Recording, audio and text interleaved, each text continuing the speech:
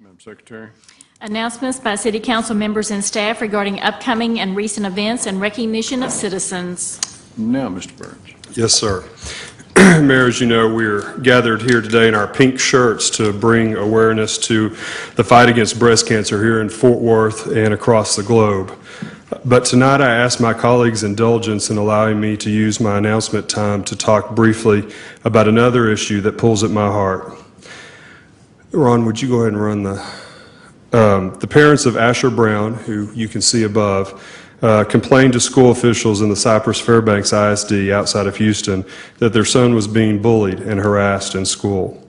The bullies called him faggot and queer. They shoved him, they punched him, and in spite of his parents' calls to counselors and principals, the harassment, intimidation, and threats continued.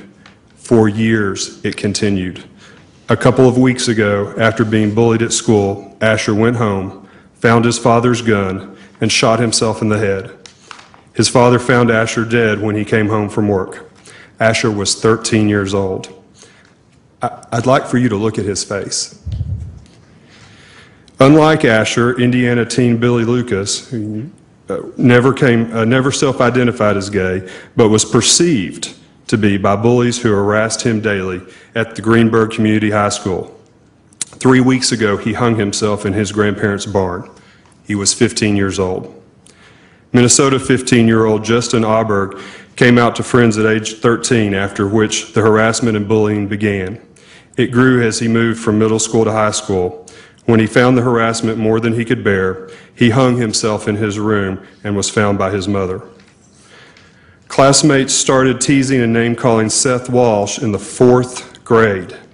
It continued through his middle school years, where other students told him the world didn't need another queer and that he should, quote, go hang himself. On September 18th, after being threatened by a group of older teens, he went home, threw a noose around a tree branch, and he did just that. He hung himself in his backyard. His mother saw him, pulled him down. Seth survived on life support for 9 days before dying a couple of weeks ago. He was 13 years old. Teen bullying and suicide has reached an epidemic in our country, especially among gay and lesbian youth, those perceived to be gay, or kids who are just different. In recent weeks, New Jersey teen Tyler Clementi jumped off a bridge to his death after his roommate outed him on the internet. Rhode Island teen Raymond Chase hung himself in his dorm room.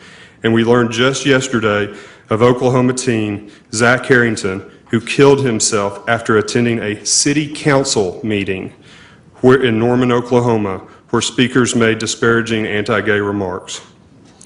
There is a conversation for the adults in this room and those watching to have, and we will have it, that this bullying and harassment in our schools must stop and that our schools must be a safe place to learn and to grow. It is never acceptable for us to be the cause of any child to feel unloved or worthless, and I am committed to being a part of that conversation. But tonight, I would like to talk to the 12, 13, 14, 15, 16, and 17-year-olds at Paschal and at Arlington Heights and at Trimble Tech High Schools, or at Daggett and Rosemont Middle Schools, or any school in Fort Worth, or anywhere across the country, for that matter. I know that life can seem unbearable. I know that the people in your household or in your school may not understand you, and that they may even physically harm you. But I want you to know that it gets better. When I was 13, I was a skinny, lanky, awkward teen who had grown too tall too fast, who would stumble over my own feet. I was the son of a Methodist church pianist named Jeanette and a cowboy named fittingly Butch in Crowley, Texas. As their son and as a kid in a small town, there was a certain image of who I thought I was supposed to be. But as I entered adolescence, I started having feelings that I didn't understand and couldn't explain, but I knew they didn't mesh with the image of what I thought I was supposed to be. I was a sensitive kid, but friendly. I was a band dork. I played basketball, but not very well. I was teased like all kids, but I was fairly confident and I didn't let it bother me much. One day when I was in the 9th grade, just starting Crowley High School, I was cornered after school by some older kids who roughed me up. They said that I was a faggot and that I should die and go to hell where I belonged. That erupted the fear that I had kept pushed down, that what I was beginning to feel on the inside must somehow be showing on the outside. Ashamed, humiliated, and confused, I went home. There must be something very wrong with me, I thought, something I could never let my family or anyone else know. Catch your breath.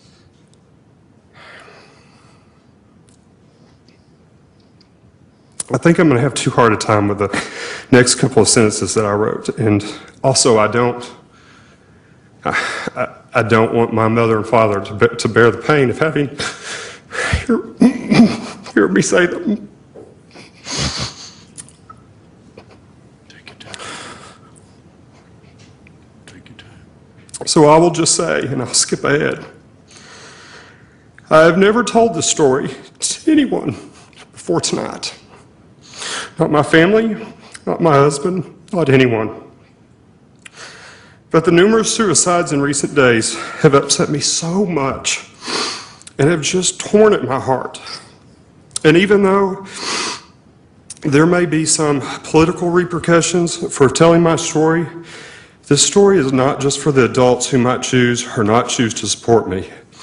This story is for the young people who might be holding that gun tonight, or the rope, or the pill bottle. You need to know that the story doesn't end where I didn't tell it on that unfortunate day. There's so much more.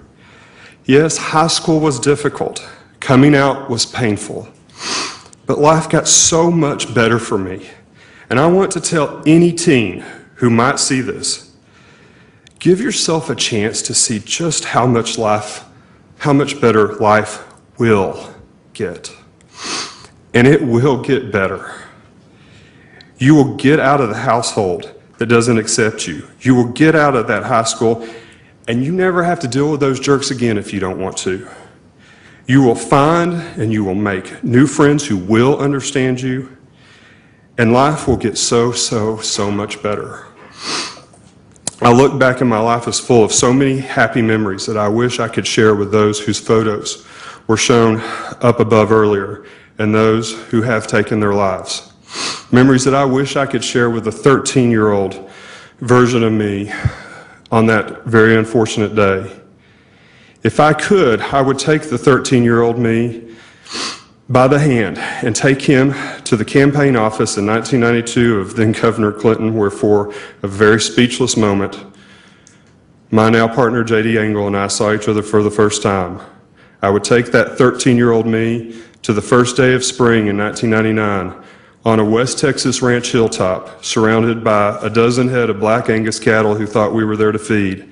And as the sun set, turning the sky pink and purple and orange in a way that only a West Texas sunset can, I jabbed my hands into my jeans pocket and pulled out 2 rings that I'd literally spent my last dollar on, and slipped one onto JD's hand and asked him to spend the rest of his life with me. I would take the 13-year-old Joel to election night in 2007 in a room filled with countless family and friends, erupting in cheers when it became clear that I would win my first election, so that they could see the love and support for me that was in the room that night. And I would take the 13-year-old me to just a few days ago at Baylor Hospital to see our dad.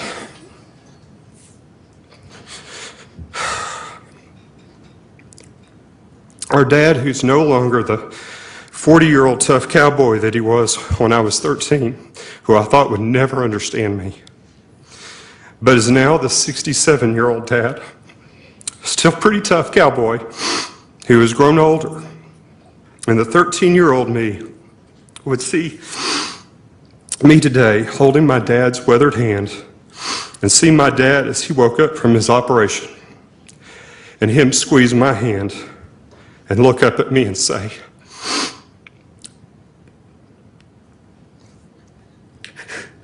"Joel, I'm so glad you're here today."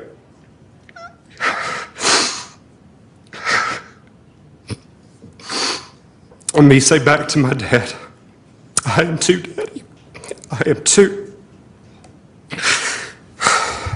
To those who are feeling very alone tonight, please know that I understand how you feel, but things will get easier. Please stick around to make those happy memories for yourself. It may not seem like it tonight, but they will. And the attitudes of society will change. Please live long enough to be there to see it. And to the adults, the bullying and the harassment has to stop.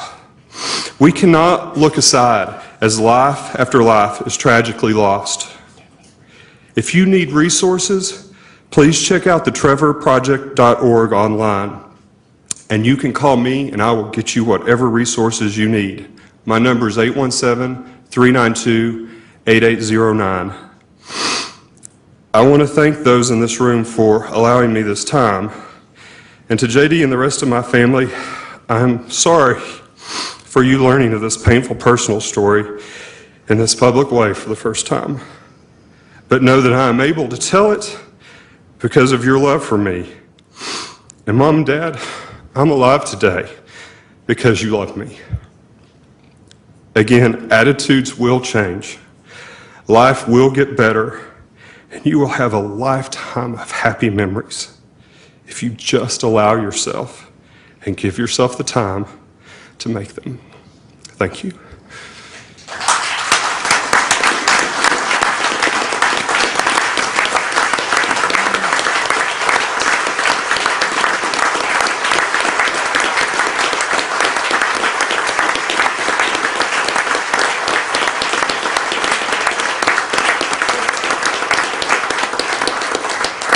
Ladies and gentlemen, we're going to take a 10-minute recess and we'll get back to the agenda.